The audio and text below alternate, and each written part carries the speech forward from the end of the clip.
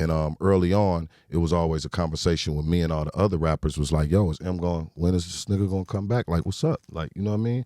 And I remember asking Eminem that personally, you know what I mean? When he came to a, like he had first got on, and it was like a DJ panel or something, and everybody was there, all of the big wigs, and Eminem just got on, and he like kicked in the door, and like he was M now, and everybody was looking like, you can hear a pin drop, and he went off on the whole fucking place, like y'all motherfuckers didn't support me, y'all didn't this, y'all didn't that, and it was like he could cry. He was so serious about it. He was finally like, I'm on, bitches, you know what I mean?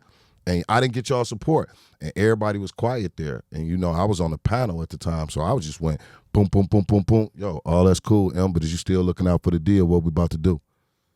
And when I did that, M went like, yo, and that's when Proof was like, yo, Nuke. And then, so, you know, after that, it was always me and Proof just kind of having that conversation. Wow, man. Yeah. This conversation's been brought up a lot, looking after the city, you know, when you get up, you come back and you help who's coming up. It's highly debated, but in your opinion, it is that you should come back and help. That's just your you're supposed to, or you're going to get barred. That's how I feel. You know what I mean? You're talking to one of the unicorns, and that was the oath that we took. You know what I mean? Back then, that was the oath that we took. Hey, Detroit is like this. You ain't nobody. You start performing, you start going crazy, Detroit gonna say, damn, we with you. All right, cool. We rocking with you. Now you get on, we ain't fucking with you no more for a minute, because you up.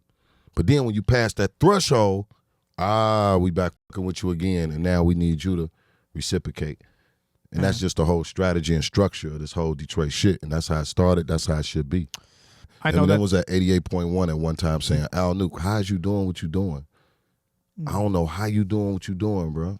Like, this Eminem in the Source magazine. Wow. With his first, you know what I mean, situation. This is Al Nuke with, you know, a top record on the radio. This is what M doing. So that's here. But pause. I want you to talk about these right here. You see these? It's fire. You know what these is? Gators? No, see? As you got to be a part of hip-hop, I need you to go watch Crush Groove. Okay, you ever seen Crush Groove? No. It's very important. See what I'm saying? That's how they call people like yourself culture vultures, because the beginning of hip-hop and just the basics of what to know and strategy is like, we know Jordan as basketball players. Well, you got to know Crush Groove. That's Run DMC. That was like the Bible first movie, rap movie, where everything was. Like, that's Eminem's Bible. You know what I mean? So you got to know that. But pause. These is the Gucci 1984 varsity Gucci's. You can't find them nowhere. Right. Pull them up. You know what I mean? I had to wear these for you. You only pull these out every 10 years. Oh, my goodness. Yeah, you only pull them out every 10 years. You can't find them nowhere. Right. Nowhere.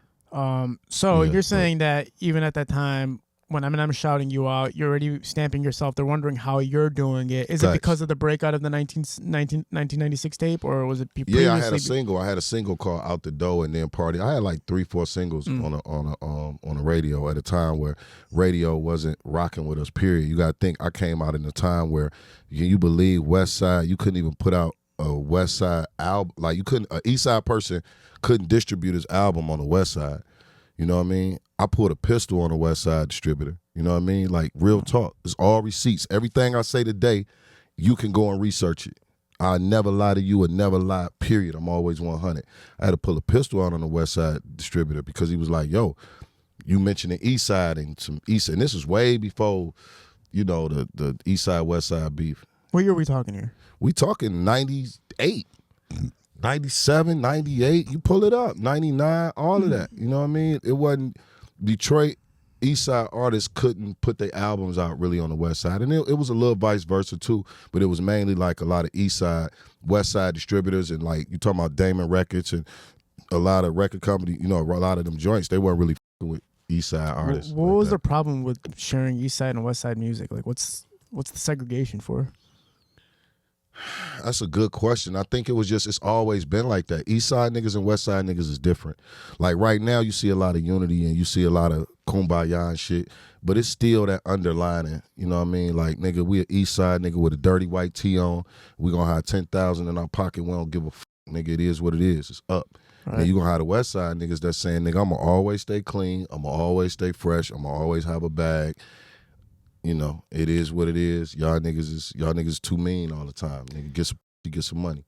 So now when you're moving on from this time where you're dropping these tapes, you know, you got obviously Rock Bottom, For sure. You know what I'm saying? You got Street Lords. These guys are popping off. This is underground still considered. Were you mainstream at that point? Like, were you considered mainstream as far as the reach of your music, or were you just dominating in the Detroit area? Nah, all the artists back then, we all had Detroit. We all had the Midwest. We all had, like, we was just getting up to Lansing, just getting up to Pontiac, just getting up to Grand Rapids, just getting around to Toledo. It was so hard, my brother, like, so hard to just get that threshold, to get the to kind of get the DJs to play the music and to get the radios to play the music. You got to understand, I came from that era where we had to threaten the DJs. You know what I mean? The Detroit nigga Trick could go up there and tear the whole fucking DJ joint up because he didn't hear one DJ record. You know what I mean?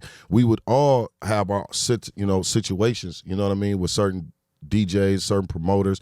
It was a fight. It was a real fight. Did they just not believe in the sound? Is that what it was? Is that why the sound promotion wasn't happening for the underground of Detroit? It was the sound, and then we was too rugged. You know what I mean? We was just way too rugged with what we do, and then we didn't know business too. You know what I mean? Just being in the business now and being really in the music industry now for the past 14 years.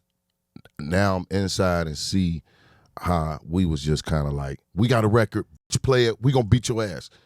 That ain't the way to do it. Right. Professionalism, right at the end. Yeah, that wasn't. And then wasn't no social media, so it was just like we spent a lot of money in this shit, bro. So then it's highly debated, and let's take mainstream off the table, because right now we're talking about Michigan and Detroit, right? Let's just knock Eminem and Royce and all of them off the table. When you're talking about the first Detroit artist to really break on that level, a lot of people talk about Tone Tone. Do you have a perspective on who really broke the Detroit sound at that time during the early 2000s? You mean for it to go national?